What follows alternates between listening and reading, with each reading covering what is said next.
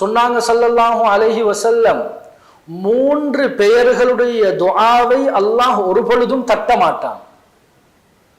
அதில் முதலாவது சொன்னார்கள் அல் இமாமுல் ஆதில், நீதமான ஒரு இமாம், தலைவர்.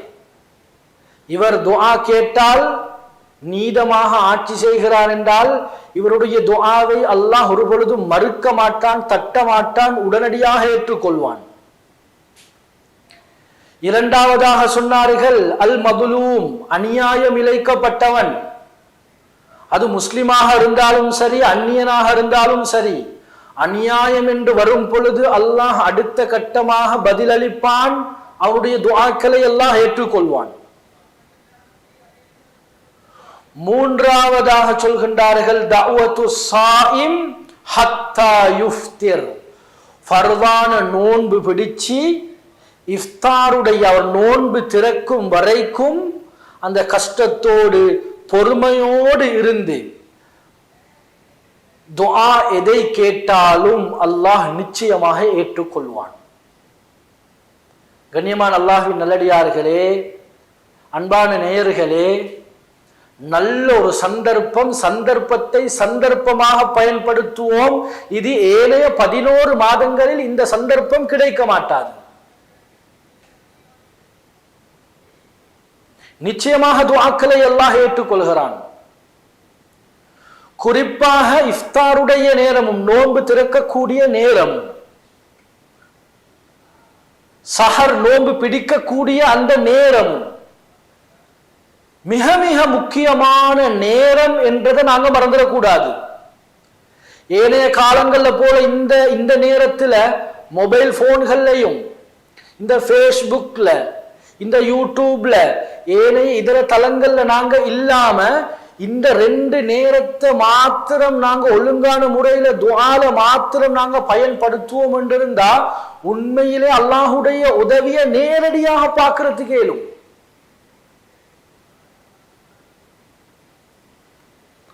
அல்லாமா ஹம்மாத் என்று சொல்லப்படக்கூடிய ஒரு சவுதி நாட்டை சேர்ந்த ஒரு மார்க்க அறிஞர் ஒரு அழகான ஒரு கட்டுரையை எடுத்தெழுதுகிறார்.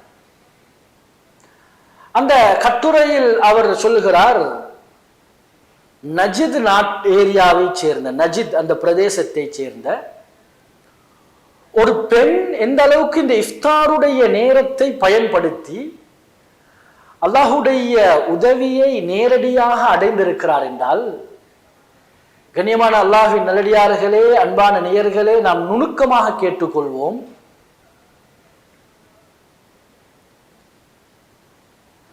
அந்த பெண் 2 குழந்தைகளோடு கணவனோடு வறுமை கோட்டுக்கு கீழால் வாழ்ந்து கொண்டிருக்கிறார். கணவன் ஒவ்வொரு நாளும் கூலி வேலை செய்துவிட்டு மாலையாகும் பொழுது வீடு திரும்புவான். கூலி வீட்டிலே வசித்துக் கொண்டிருக்கிறார்கள், கூலி வீட்டில் வசித்துக் கொண்டிருக்கிறார்கள்.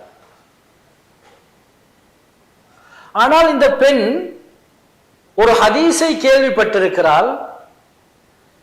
இஃப்தாருடைய நேரத்திலும் சஹருடைய நேரத்திலும் நிச்சயமாக அல்லாஹ் துஆக்களை ஏற்றுக்கொள்கிறான், எந்தவித சந்தேகமும் இல்லாமல் என்று ஸல்லல்லாஹு அலைஹி வஸல்லம் அவர்களுடைய அந்த ஹதீஸை கேள்விப்பட்டிருக்கிறார். உடனடியாக அந்த பெண்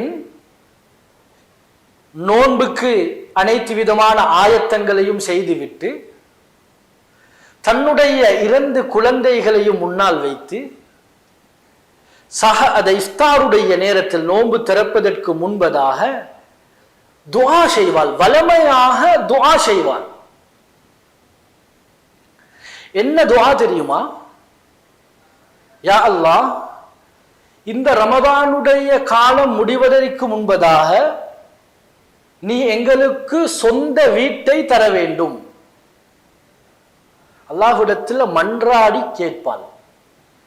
அது மாத்திரமல்ல, கேட்பாலும் அந்த வீட்டுக்கு முன்னால் ஒரு ஆறும் ஓட வேண்டும். இதை பக்கத்திலிருந்து கேட்டுக்கொண்டிருந்த கணவன் சிரிக்க ஆரம்பித்து கேலி செய்ய ஆரம்பித்து விடுகிறான். இந்த நஜித் இந்த பாலைவன பகுதியில நீ அல்லாஹு தஆலாவிடம் உதவி கேட்கிறாய், அதே போன்று வீடை கேட்கிறாய், அதே போன்று அந்த வீட்டுக்கு முன்னால் ஒரு ஆறும் ஓட வேண்டும் என்று கேட்கிறாய். இது புத்திக்கு படாத விடயம், இது நடக்குமா என்று சொல்லி கணவன் சிரிக்க கேலி செய்ய ஆரம்பித்து விடுகிறான்.